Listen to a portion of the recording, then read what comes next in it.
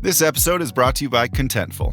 Marketers, you know that feeling when your creative clicks? When that social post sends engagement through the roof? When your outside-of-the-box campaign hits ROI positive? When a personalized homepage turns prospects into customers? It's utter marketing bliss. Contentful helps you create tailored omni-channel experiences without working overtime. No stress, no limits, only possibilities. Get the feels at contentful.com. Tonight, turn down the noise of the day and focus on the rest with AGZ, the nightly drink for winding down and resting up. New from AG1. AGZ supports your body's natural sleep cycle with clinically studied key herbs, adaptogens, and minerals in amounts supported by research. And no melatonin, helping you wake feeling rested. Wind down, rest up with AGZ. Learn more at drinkagz.com.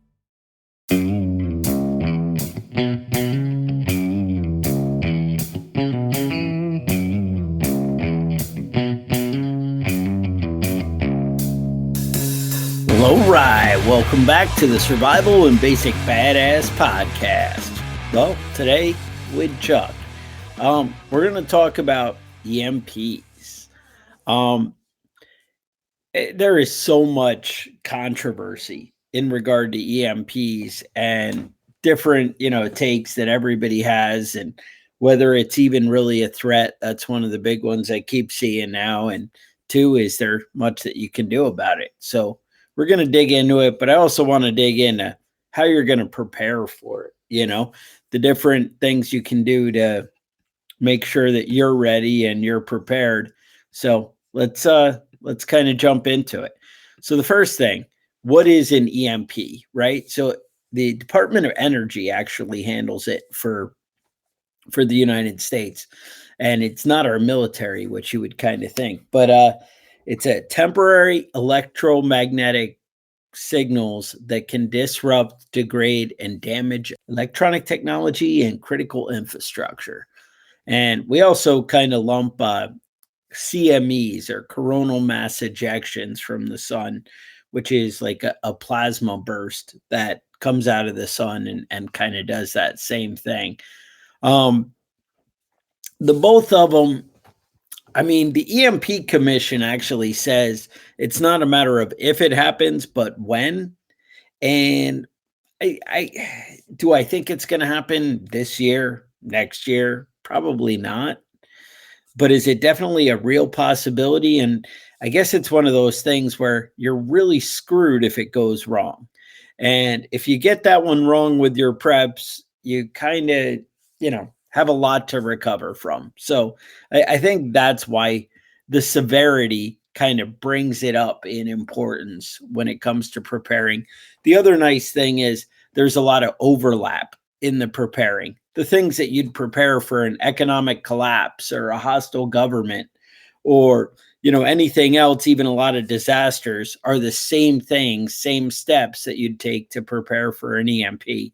Now, I would add an EMP would have some additional steps, but let's jump into it. So the first thing are CMEs. CMEs happen all the time. The sun gets into more volatile periods where, it's a lot more likely. We noticed it first in 1859, something they call the Carrington event. That was, we didn't really have a lot of technology, obviously, going on in 1859. So you ended up with things like the telegraph wires.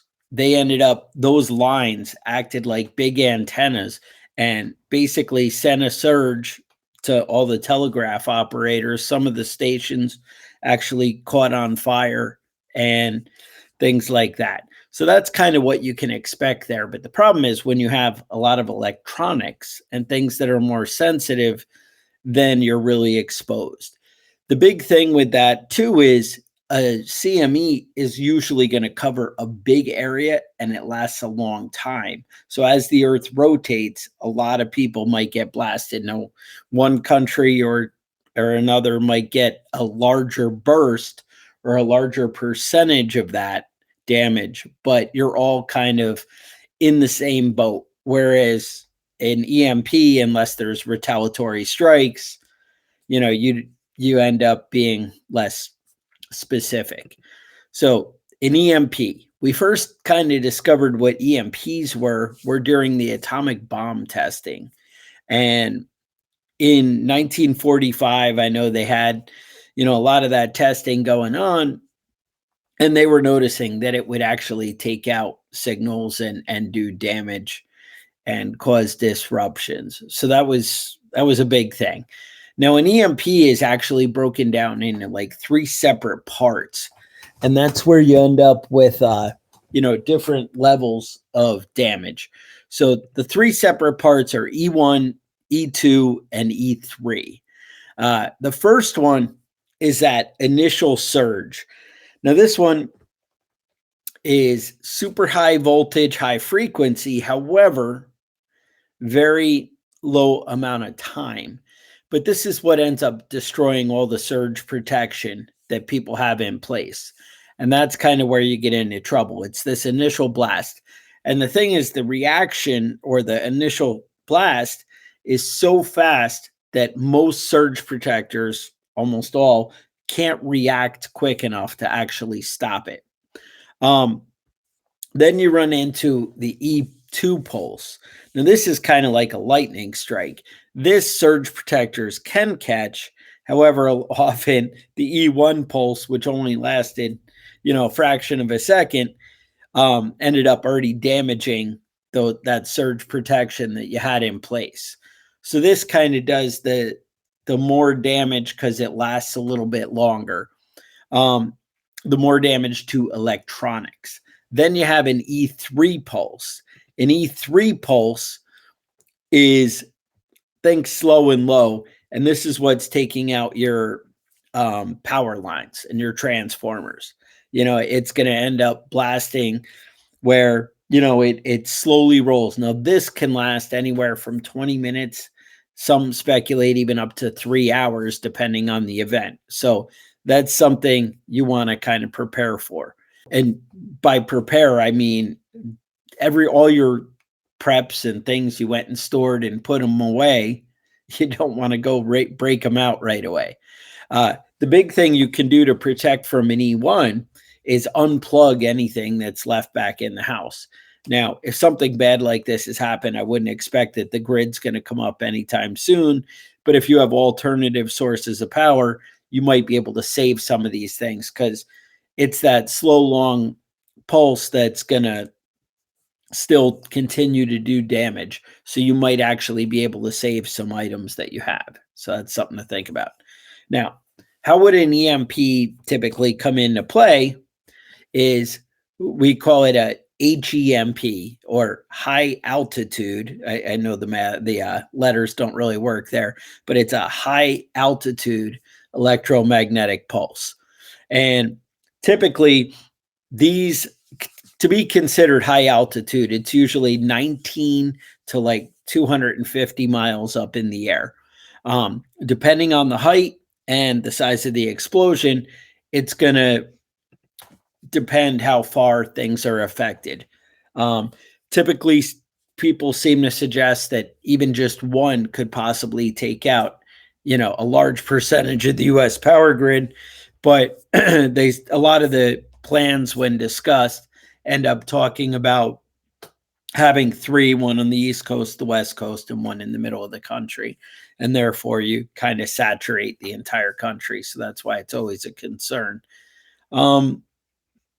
Next, we have who is a threat, right? So according to the EMP Commission, China, Russia, North Korea, and Iran all have the capability to deploy an EMP. And China is actively talking about all the time that this is how they would do it. And so that is a little bit concerning. They're like, this is what we're going to do. So it's kind of, do you think that there's a probability of going to war with China or Russia? Then this is a very real possibility, if you think those possible outcomes are anything that would ever happen. If you think that China really hates us and wants to see us taken down, it's a possibility. You also run into the issue of where they might actually they might actually use a proxy nation, something like Iran or a small terrorist group, to deploy some of these weapons. Now, North Korea actually has proven that they have the ability to embed a nuclear EMP weapon inside a satellite and deploy that. So that's also something very concerning, and we believe China has the technology to do so as well.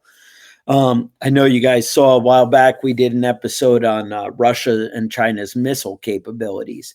And you know that they can get them over here pretty fast. And I'm talking, in less than 5 minutes. So the new things they've been showing, China's bragging, Russia's bragging about their weapons. It's definitely a real threat and something you wouldn't have time to prepare for. So that's definitely very concerning. So what happens when an EMP goes off, right? Or a CME? What are we really preparing for? What are the possible threats? So what happens is when an EMP goes off, you're going to lose all emergency services, right? They're just going to break down because they can't communicate. They don't have electricity. Sometimes travel is disrupted. So all these things become an issue. Obviously, they're going to be completely overwhelmed, and at a minimum. Cell phones, communication shut off. Well, if you can't reach back to your dispatch or all the different things, there's a good chance that, they're going to either stop working or not be able to get it where they're best needed. Another thing, even if your vehicle may maintain running, your gas pumps are going to shut off, right? There's no electricity to pump it. So that's something to be aware of and something to think about. You might be able to prepare for something like that. Grocery stores, pharmacies, right? If they don't take credit cards, all right, maybe having cash on hand, but maybe they don't even open up with the power out. That's something you have to consider. Crime, obviously, law enforcement not out there. You have some of the less desirables out there coming after people. No power at hospitals. So hospitals working off generators or no electricity. Again, no communication, no organization. It's going to be a tough situation. Your typical GPS in your car, your phone, if those items don't work, you're not going to have access to that. Depending on the event, satellites, as far as actual GPS and protected items still working, it's possible that they could still work. It really depends on the event. Water and sewer, right? Natural gas. We have a lot of pump stations and things like that would, go away, that would not be available anymore. So that's something to, really consider and, realize is a possible threat. So how do you prepare as an individual, right? That's where it kind of comes apart here. What do you do? Well, I think the first and most important thing is to have a plan. When you have a plan, it takes a lot of pressure off, right? So imagine you're at work and your car stops working. A lot of us work at a minimum probably 15 miles away from home, unless you're in a city, which adds a whole other bunch of chaos. But we'll say 15 to 20 miles from home, right? It is typical to drive to work. And for you to get home, if you can't drive or if traffic's a gridlock, there are things you might want people at home doing and starting to take care of. Maybe if you're on municipal water, you're filling your bathtub, you have like one of those water bobs and you put that in there. You're going to want to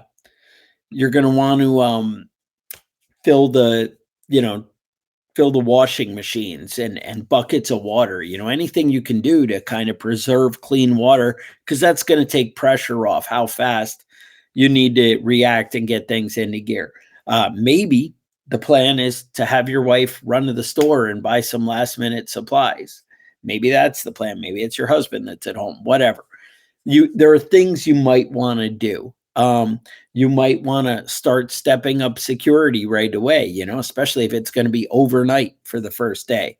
Does she know where things are? Maybe you want them at home unplugging everything, right? That's another way that you could be protecting your stuff.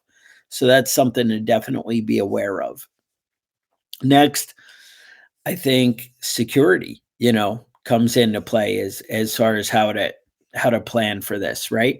So do you have something in place already that you can secure and protect your property? Well, I know that setting up the outside, the perimeter and around your property, having it that you can kind of protect it, and maybe that involves talking to your neighbors, and having a plan of, what's going on. Maybe you have neighbors that you need to watch out for. These things, knowing in advance, can be a big thing. I know for me, having firearms, having people in your home who know how to use the firearms, it definitely adds a layer of security in my mind. Um, Next, maybe a secure water source, right? That's something you'd want to plan for with an EMP. You'd want to figure out, how am I going to have, fresh drinking water?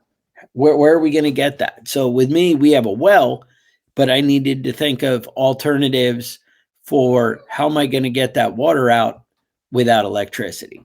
So that might be a solar well, that might be hand pumps, something like that. You need to come up with that. Now, your plan may be, well, there's a creek that runs through my property or a stream right next to my house. Maybe there's a big pond next to your house. Well, do you have a way to filter that water? Do you have a way to make that water fresh and clean and drinkable to where it's safe? These are the things to think about. And that might be filters like, like Life Straw they talk about. I like Sawyer. Or there's a lot of pumps that you can get. Now, to me, those aren't really long-term solutions, but they're good short-term solutions. Next, think about your community. Talk to your neighbors who are right next to you, who, have, the yard and your street, your cul-de-sac. Can you guys set up a watch at either end and kind of just keep the crowds moving along? Because they know, hey, these people are taking their security seriously. Maybe you can, influence that. Also, talking to your neighbors and close people about being a little bit prepared, knowing that they have firearms, knowing that they have extra food set aside. Honestly, buying a couple extra bags of rice to be able to win over some of your neighbors might actually be, a good play. But obviously, you don't want to tip your hand too early about what supplies you have. You obviously don't want to make yourself a target, right? That's definitely something to think about. Another thing I always do is have a get home bag, right? Have a way to protect your electronics. Have a backup plan for alternative sources of power. And that's pretty much, those are the basic steps, right? So let's kind of jump into it. So one of the ways to protect your electronics that we always like is a Faraday cage. And they actually did a lot of testing and on Faraday cages, and they tested the people who are doing just the metal trash can, and you'll buy that like foil tape and seal up all the openings. Now, I typically, like, mine has like a handle in the lid, and I end up putting foil tape to seal the holes there, under that lid, and that really seemed to help. So, because they actually tested it and checked those things, right? It's funny, you can test it to some extent. Now, obviously, this isn't a guarantee, and you get a lot of blowback on videos like this when you talk about it. But one of the things, like, we put a cell phone in the can, and if you shut it without the foil tape, it'll still ring and show the missed call and the whole thing. Whereas if you seal it up with the tape, it absolutely goes away. But it's not based on that evidence that I'm telling you that'll work. It's based on the fact that they've actually tested it. And this is, that the government's actually checked these things out. They do work. So what would you put in a Faraday cage? Now, there's a whole bunch of different things you could do too, but in my Faraday cage, one of the big things, I have like a NOAA radio. Right after things go bad, you're going to want to hear what's going on. I also have like a handheld ham radio. Um, I also have Motorola talkabouts. To me, after an event like this, a radio handheld radio is definitely a force multiplier. And by that, I mean you can have guys at the end of the street who have a handheld radio, and you could call to them and be like, "Hey, do you guys need a hand? Is everything good?" And then guys at the other end of the street, and then you could have a third of your force still out there with able to rotate between the two groups. So that's something to think about. Definitely solar rechargeable batteries. Well, that would be just rechargeable batteries and solar chargers. They're an excellent item that you could have for something like this. A solar well pump would also be good. Um, Thermal scopes, night vision, optics, all that kind of stuff. They might be something you want to protect. Obviously, they're pretty expensive, but that's where maybe those EMP bags, something like that, might come in handy. We'll talk about it. Tablet, maybe a tablet with all the PDFs and the different things that you like. Lighting, any kind of lighting that would help things out.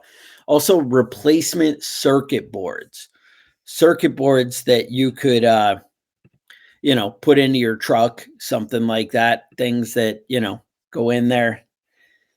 And, that would be a good thing that you could definitely do. Having a backup for your vehicle, that's the answer. We'll talk about vehicles. Let's kind of dig into the vehicles yet. So everyone's like, oh, all the vehicles will be okay. None of the vehicles will be okay. All the carbureted vehicles, I think they say like pre 1982 or something like that, right? Because there's like this gradual transition where they start bringing in fuel injection and that, but basically they go back to carbureted vehicles, right? Well, everyone has a different answer on this, and I'm going to tell you why. So the big thing of why people say, every electronic device is going to go down, every cell phone, or people are like, well, it'll be some, but not a lot.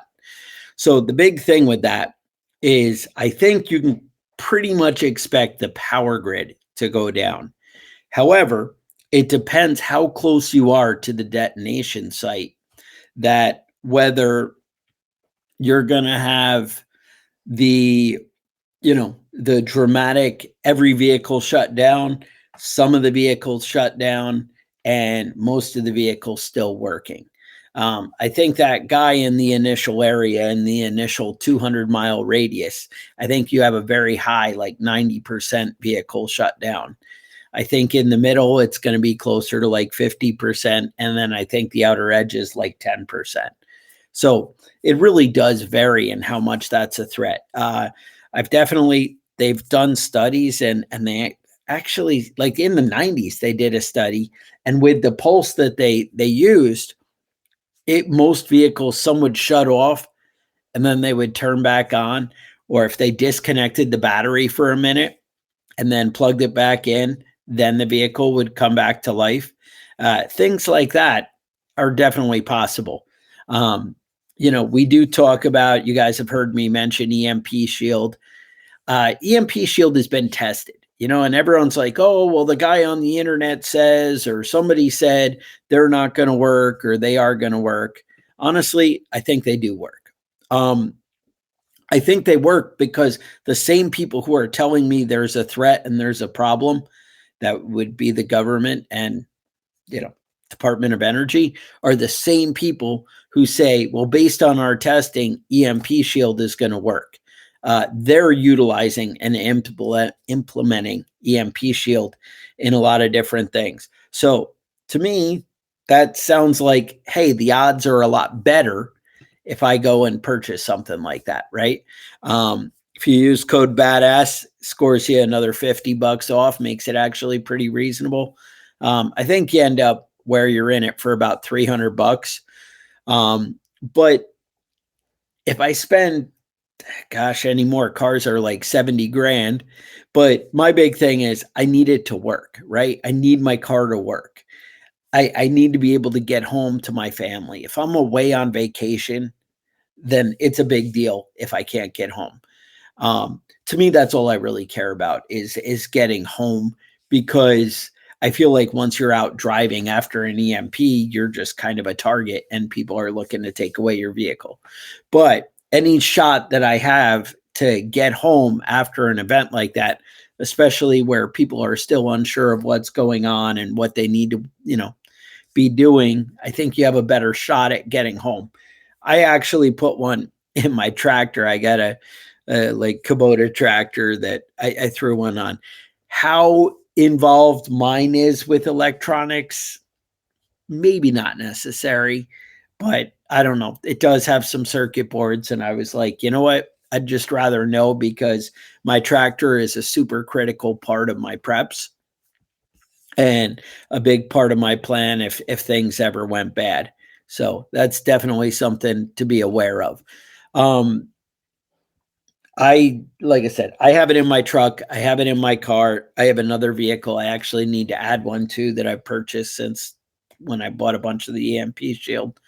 Um, but it's something to be aware of. I honestly believe it's going to give me a way better shot. Can I guarantee every outcome? I think if you are in the most severe spot, do you have the possibility that it might still go bad? Yeah, it's definitely possible.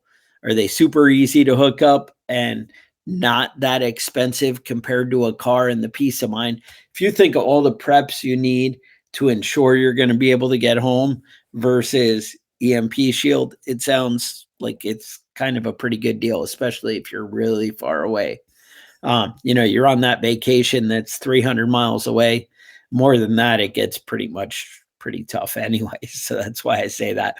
Um, Next thing, there's all these EMP bags. There's a company out there called Mission Darkness, and they sell all these bags. One of them that I always get excited about is they actually have a rifle case. And so I had mentioned, you might want to protect thermal optics. Well, something like that, they're 800, $1,000 or $3,000 or even more. Well, these bags, I know the one they make ends up being about $250, so it's not exactly cheap. Uh, it's something that you'd need to, make a commitment for. I know Amazon has a lot of bags. Uh, I have things in these bags, but my worry is, I've definitely talked to people who said, "Oh, I bought one off Amazon. I put my cell phone in it and I call it and it still rings." And, it's kind of Amazon. You get what you get. Mission Darkness, you kind of have a pretty serious price to pay for some of their items. However, they are absolutely tested. And so that's something that's going to kind of, you know, add that peace of mind. It depends. How important is it to you? Do you want to be able to just cover more stuff and hope for the best? Or do you want something that's going to work? Mission Darkness, if you use code BADASS, I think it gets you another $5 or something off, but definitely something to look into. Last thing is, I talked about being in your vehicle, and I also talked about your vehicle becoming a target if you're out there. So one of the things I do is I have a get home bag in all my vehicles. And it's basically that peace of mind, that extra insurance in it getting home. Now, we've done whole episodes where we go into detail of the best items to have in your get home bag and the different things that would be in there. But I'll give you a quick rundown here. My get home bag, one, I have like a 511 tactical bag. The reason I use that, I do want something with softer shoulder straps, something a little sturdier, but any bag you can afford is going to be just fine. You'll notice in the picture I have like mine is like light blue. Like it's like a family friendly color. It's not like, hey, look at me, bright pink, attention grabbing, but it's subtle. Hey, I wasn't prepared for this. I'm just one of you out here, and this is the bag I found in my car. Uh, Mine actually has the bladder system incorporated with it. That I think is a nice thing. But again, it's not always budget friendly. So you want to think about what's right for, your budget. Uh, I have water filters in there.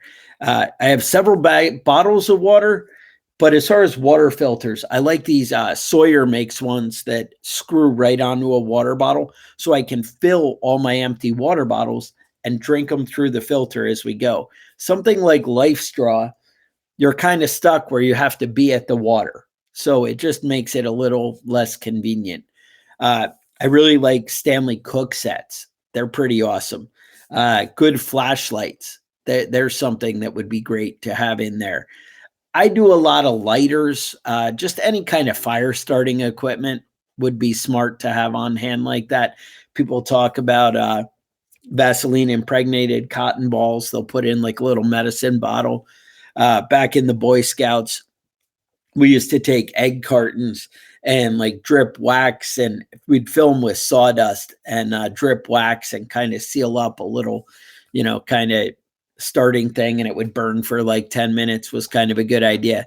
Warm clothes. Now, this would be like extra socks. This would be some kind of, thermal blankets, maybe a small sleeping bag.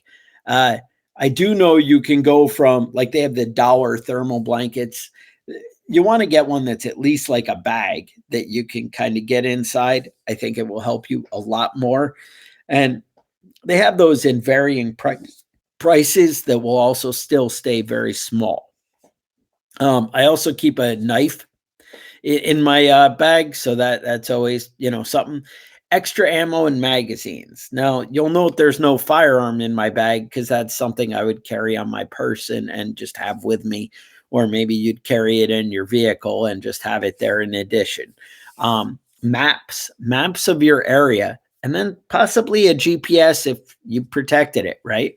A paracord. Paracord's always neat for good stuff. And then I would say toilet paper. But I think those are your big hits that you want to have in your bag to ensure victory, to ensure that you're going to have the security to get you home. And that's really the big thing. So the bottom line is you need to find alternative ways of replacing the things that you use electricity for. And that doesn't mean you need to have alternate sources of electricity. It doesn't mean you need to store a bunch of electronic devices. That's the big thing. It doesn't matter. But you need to find a way to meet those needs without electricity. Now, if it's easy enough to have some solar panels, solar panels should actually be safe through an EMP strike. So that's something to think about. Batteries should be okay through an EMP strike. Now, some do have anything that has like diodes or inverters or things that maintain temperature, or because they do have some high-end batteries that actually have electronics in them. And they have some solar panels that have electronics in them. But typically, no. Basically, if it doesn't have any kind of say anything about like thermal protection or things like that, those are where you get into trouble. The one thing though, I would say like a charge controller, that's not something that's going to be protected from an EMP strike. So that's something you'd need either, believe it or not, EMP Shield sells stuff for that. And for your home solar system, they actually have ones you can put on your house. I think I would be convinced that I would want it on my house that was run by solar. I don't think one that was connected to the grid unless I was planning on using all those items with a solar system later. Because if the grid goes away and I don't have a big solar backup, having all my electronics in my house protected isn't really going to help. The big thing is anything that's plugged in when it happens, EMP Shield says is going to be okay. But again, you still want to unplug it after something like that happens, because not being connected is always an issue. But yeah, they protect solar. But again, solar is a nice backup, but have a plan to work without electricity. That's really your best bet. Find alternatives. But as you heard me mention, like my tractor is a big part of my preps. I can cut down so many hours versus back-breaking labor. And I can do that too, but do we really want to? That's kind of what it comes down to. So I don't know. That's how you prepare. You kind of learn to live without electricity. You learn to live with redundancy and to have a solid plan. That's how you get through it. That's how you survive an EMP. And, you learn to work with your neighbors. You work with people. You can also talk to your local governments. There are things like communities will have the meetings where everybody goes for the emergency preparedness once a year. Not everybody goes, actually. Most people don't go. But if you went and talked to your community leaders, you might be able to kind of plant some seeds and some good ideas about what they can do to protect the community from an EMP, and having backups to their water supply, having backups to the different things, extra radios for the sheriffs, things like that. Talk to them about getting the police cars protected. These things could make a big difference. Having a little longer term fuel storage, having the fire department a little prepared with extra generators. These are the kind of things that you can make your community more prepared. So anyway, I appreciate you guys. Don't forget to think about our sponsors, things like EMP Shield, Mission Darkness, people that help keep this thing going. But otherwise, I appreciate you. Stay safe, and we'll talk to you guys next week.